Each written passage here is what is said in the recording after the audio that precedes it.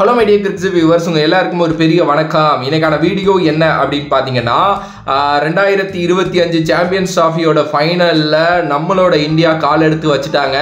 ஆஸ்திரேலியாவை ஃபஸ்ட்டு செமிஃபைனலில் சும்மா க்ரூஸ் பண்ணிட்டாங்க அப்படின்னே வந்து சொல்லலாம். ஓகே, இன்னைக்கான மேட்ச் எப்படி இருந்துச்சு அண்ட் என்னென்னலாம் நடந்துச்சு அப்படிங்கிறத பற்றி இந்த வீடியோவில் தெளிவாக பேசலாம். ஃபர்ஸ்ட்லேயே வந்து பார்த்தீங்க அப்படின்னா, எல்லாருமே இப்போயே வந்து சோஷியல் மீடியாவில் வந்து ரிவெஞ்ச் எடுத்தாச்சு, அந்த 2023 வேர்ல்டு கப்புக்கு ரிவெஞ்ச் எடுத்தாச்சுலாம் சொல்லிட்டு இருக்கீங்க. அதெல்லாம் வேணாம், ரிவெஞ்ச் எல்லாம் நம்ம இன்னும் எடுக்கவே இல்லை. ஏன்னா இந்தியாவில் சொந்த மண்ணில் 1.5 லட்சம் பேருக்கு மேலே இருந்த ஒரு கிரவுண்டில் நம்மளை வந்து அவங்க வீழ்த்திட்டு போனதும் இப்போ நம்ம ஜெயிச்சதும் ஒன்றும் கிடையாது. அதுவும் ஃபைனலில் நம்மளை அடிச்சுட்டு போனாங்க. உண்மையிலுமே ஆஸ்திரேலியா நல்ல கிரிக்கெட் அப்போ விளையாண்டாங்க. இன்னைக்கும் நல்ல கிரிக்கெட் ரெண்டு டீமுமே விளையாண்டாங்க அப்படின்னு தான் நான் சொல்லுவேன். ஓகே, டாஸ் வந்து ஆஸ்திரேலியா தான் வின் பண்ணாங்க. நான் முன்னாடியே சொல்லியிருந்தேன், டாஸ் யார் வின் பண்ணுறாங்களோ அவங்க வந்து கொஞ்சம் குரூஷியலாக வந்து இருப்பாங்க, அவங்க எடுக்கிற டிசிஷன் தான் கரெக்டாக இருக்கும் அப்படின்னு சொல்லிட்டு நான் சொல்லியிருந்தேன். ஆக்சுவலாக வந்து ஸ்டீவன் ஸ்மித் அங்கே தான் தப்பு பண்ணிட்டார். ஏன்னா ஸ்டீவன் ஸ்மித் வந்து பார்த்தீங்கன்னா அவருக்கு ரொம்ப நல்லா தெரியும் நம்மளோட ஆஸ்திரேலியன் டீம் பேட்டிங்கில் தான் ஸ்ட்ராங்காக இருக்காங்க, பவுலிங்கில் வீக்கு தான் கொஞ்சம் வீக்கு தான் ஆக்சுவலாக. ஓகே, ஸோ நம்ம ஃபர்ஸ்ட் வந்து இந்தியாவை ஒரு டார்கெட் செட் பண்ண வச்சுட்டு பேட்டர்ஸை வச்சு நம்ம அந்த டார்கெட்டை சேஸ் பண்ணலான்னு அவர் யோசிச்சுருக்கணும். ஆனால் அவர் என்ன தெரியுமா பண்ணாரு, நல்ல ஃபிளாட் ட்ராக்காக இருக்கு, நாங்கள் ஒரு டார்கெட் போட்டோம் அப்படின்னா இந்தியாவை டிஃபெண்ட் பண்ணிடலாம் நாங்கள் அப்படின்னு யோசிச்சிருக்காரு. மேபி அது அவரோட பாயிண்ட் ஆஃப் வியூவில் கரெக்டாக இருக்கலாம். ஏன்னா அவங்க மேட்சுக்கு முன்னாடி யோசிக்கிற சில விஷயங்கள் அது அப்புறம் கரெக்டாக போகணுங்கிற அவசியம் கிடையாது. அப்படிதான் நடந்துச்சு. ஏன்னா ஆஸ்திரேலியா தான் டாஸ் வின் பண்ணி பேட்டிங் பண்ணாங்க. ஸோ வழக்கம் போல வந்து பார்த்தீங்க அப்படின்னா டிராவிஸ் ஹெட் இந்தியாவை லைட்டாக பொழக்க ஆரம்பிச்சாரு. கூப்பர் கான்லி இன்னைக்கு ஓப்பன் பண்ணியிருந்தாரு. ஆக்சுவலி அங்கேயே ஒரு தப்பு, ஜேஎஃப்எம் எடுத்துட்டு வந்திருக்கணும். எஸ், அவங்க வந்து ஒரு பவுலிங் ஆப்ஷனாக அவர் கொடுப்பாரு அப்படிங்கிறதுனால தான் அந்த கூப்பர் கான்லி எடுத்துட்டு வந்திருந்தாங்க. அண்டர்-19 பிளேயர். அவர் டக் அவுட் ஆனாரு. ஹெட் ஒரு சைடு ரொம்ப நல்லா விளையாண்டுட்டு இருந்தாரு. ஸ்டீவன் ஸ்மித்தும் ஹெட்டும் நல்லா ஆடிட்டு இருக்கிறப்போ ஹெட் 39 ரன்ல வருண் சக்கரவர்த்தியோட சுழல்ல கில்லு கிட்ட கேட்ச் கொடுத்து அவுட் ஆனாரு. கில்லும் லாப்ஸ்கானும் நல்லா விளையாட ஆரம்பிச்சாங்க. லாப்ஸ்கான் 29 ரன்ல அவுட் ஆக, ஜாஸ் இங்கிலீஷ் அதுக்கப்புறம் வந்து 11 ரன்ல திரும்பினாரு. ஆனா ஒரு சைடு ஸ்டீவன் ஸ்மித் ரொம்ப நல்லா ஆடிட்டு இருந்தாரு. ஆக்சுவலி ஸ்டீவன் ஸ்மித்தோட ஒரு ஸ்டெடியான இன்னிங்ஸ் தான் ஆஸ்திரேலியாவை கொஞ்சம் கொஞ்சமா அந்த ரன்னை நோக்கி போக வச்சுச்சு. ஜாஸ் இங்கிலீஷும் அதுக்கப்புறம் அவுட் ஆனதுக்கு அப்புறம் வந்து அலெக்ஸ் கேரி இருக்காருல்ல, அவர் வந்து பாத்தீங்க அப்படின்னா நல்லா விளையாட ஆரம்பிச்சாரு. ஸ்மித்துக்கும் அலெக்ஸ் கேரிக்கும் ஒரு நல்ல பார்ட்னர்ஷிப் கிடைச்சிச்சு.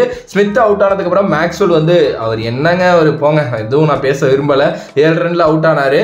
அதுக்கப்புறம் வந்து இந்த டார்ஸ்விஸ் அப்படிங்கிற ஒருத்தர், அவரும் வந்து 19 ரன்ல அவுட் ஆனாரு. ஜாம்பா, நாத்தன் எல்லிஸ் அவங்கலாம் பவுலர்ஸ், அவங்கலாம் பெருசா ஒன்றும் பண்ணல. பட் ஆனால் ஒரு சைடு கேரி மட்டும் சூப்பரா கேரி பண்ணி எடுத்துட்டு போனாரு ஆஸ்திரேலியாவை.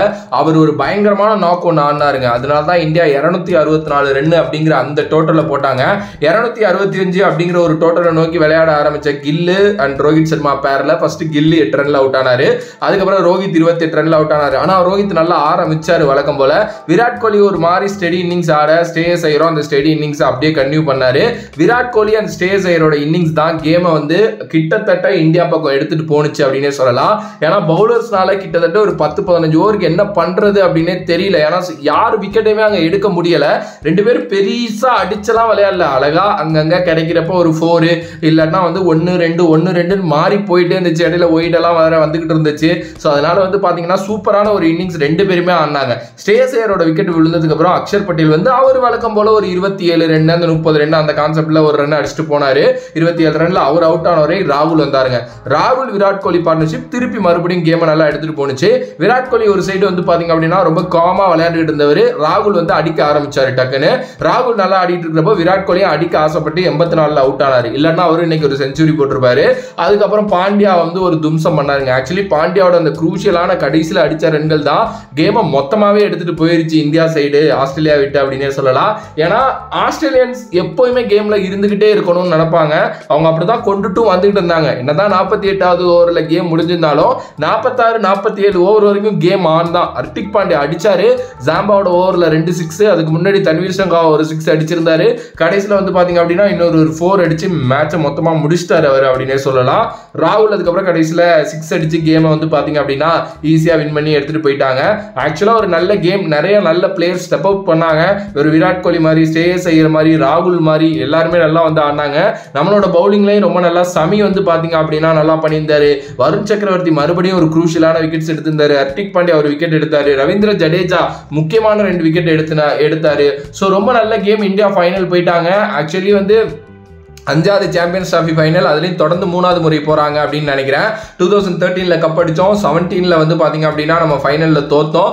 இப்போ 2025 மறுபடியும் ஃபைனல் போயிருக்கோம். யார் கூட விளையாட போகிறோம் என்னங்கிறதெல்லாம் தெரியல. துபாயில் நடக்க போகுது, அது மட்டும் தான் இருக்குது. ஸோ ஓவராலாக நிறைய இம்ப்ரூவ்மெண்ட்ஸும் தேவை. ஏன்னா நிறைய ஃபீல்டிங் மிஸ்டேக் பண்ணோம், கேச்சஸ் விட்டோம்.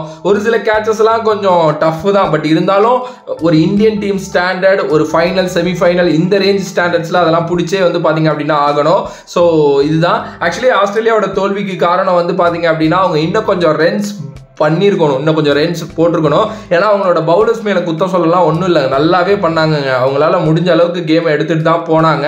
இந்த பவுலர்ஸை வச்சுக்கிட்டு இவ்வளோ தான் பண்ண முடியுங்கிற கதையெல்லாம் நம்ம பேசவே முடியாது. ஏன்னா ஆப்வியஸ்லி 48வது ஓவர் வரைக்கும் இந்தியாவை ஹோல்ட் ஆன் பண்ணாங்க அவங்க. இன்னும் இங்கேருந்து ஒரு 30-40 ரன் இருந்துருந்துச்சு கைவசம் அப்படின்னா கண்டிப்பாக வந்து ஏதாவது ஒன்று நடந்திருக்கும். அப்படிப்பட்ட பிச்சும் கூடாது. ஆனால் அதை ஏன் வந்து அவங்க பேட்டர்ஸ் பண்ணலை அப்படிங்கிறது தெரியல. குறிப்பாக அந்த ஜாஸ் இங்கிலீஷ் மேக்ஸ்வெல் இவங்க 2 பேரும் டெஃபினெட்லி ஆடி இருக்கணும். ஸோ அதுதான் அங்கே பெரிய மிஸ் ஆனிச்சு. அதே நேரத்தில் கீழே ஒரு ஃபினிஷர் மேக்ஸ்வெல்லுக்கு அப்புறம் யாரும் கிடையாது. அது எப்போவுமே ஆஸ்திரேலியாவோட ஒரு பெரிய குறையா இருந்துகிட்டே இருக்கு. கம்மின்ஸ் இருந்தாருன்னா அவர் அந்த ரோல் ஆடிடுறாரு. பட் அவர் இல்லைங்கிறப்போ அந்த ஒரு இது எடுத்துகிட்டு போயிருக்கணும். அதே மாதிரி ஒரு கிளச் பிளேயர் அப்படின்ட்டு ஒரு ஸ்டாய்னிஸ் மாதிரி ஒரு மிச் மார்க்ஸ் மாதிரி ஆள் வந்து பார்த்தீங்க அப்படின்னா இல்லை.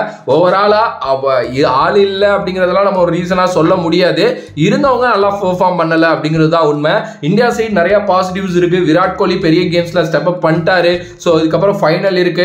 சவுத் ஆப்பிரிக்கா வந்தாங்கனாலும் டஃபா இருக்கும், நியூசிலாந்து வந்தாங்கனாலும் டஃபா இருக்கும். என்ன நடக்க போகுது அப்படிங்கிறது வந்து எனக்கு சத்தியமா தெரியல.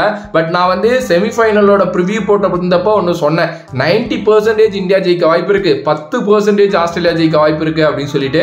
நான் இப்போ என்ன சொல்றேன் அப்படின்னா இன்கேஸ் நியூசிலாந்து உள்ள வந்தாங்க அப்படின்னா எனக்கு தெரிஞ்சு 80% இந்தியா, 20% வந்து பாத்தீங்கன்னா நியூசிலாந்து. சவுத் ஆப்பிரிக்கா உள்ள வராங்கன்னா 50-50 தாங்க நான் கொடுப்பேன். ஏன்னா சவுத் ஆப்பிரிக்கா எக்ஸ்ட்ரானரியான கிரிக்கெட் ஆடிக்கிட்டு இருக்காங்க. ஸோ டெஃபினெட்லி அவங்க ஏதாவது ஒரு சர்ப்ரைஸ் பண்ணுவாங்க. நான் காலையில என்னோட நண்பர்கிட்ட சொல்றப்ப கூட நான் அதான் சொன்னேன், சவுத் ஆப்பிரிக்கா வந்து வேர்ல்டையே சர்ப்ரைஸ் பண்ண போறாங்க, எனக்கு என்னமோ அவங்க தான் கப் அடிப்பாங்கன்னு தோணுதெல்லாம் நான் சொல்லி வச்சிருக்கேன். பட் எனக்கு தெரியல, பார்க்கலாங்க. இந்தியா தான் கப் அடிக்கும்னு நினைக்கிறேன். உங்களோட கருத்து இதை பத்தி என்ன அப்படின்ட்டு மறக்காம கமெண்ட் பாக்ஸ்ல கமெண்ட் பண்ணுங்க. மேன் ஆஃப் த மேட்சா மேபி வந்து எனக்கு தெரிஞ்சு விராட் கோலி தான் வருவாருன்னு நினைக்கிறேன். ஐ டோன்ட் நோ, நான் இன்னும் வந்து பார்க்கல. எஸ் பார்த்துட்டேன், விராட் கோலி தான் வாங்கியிருக்காரு. ஸோ வேற ஒரு வீடியோல வேற ஒரு கான்செப்ட்ல வந்து உங்களை சந்திக்கிறேன். From this VJ Money, love you all, stay safe மக்களே. நன்றி, வணக்கம். நன்றி.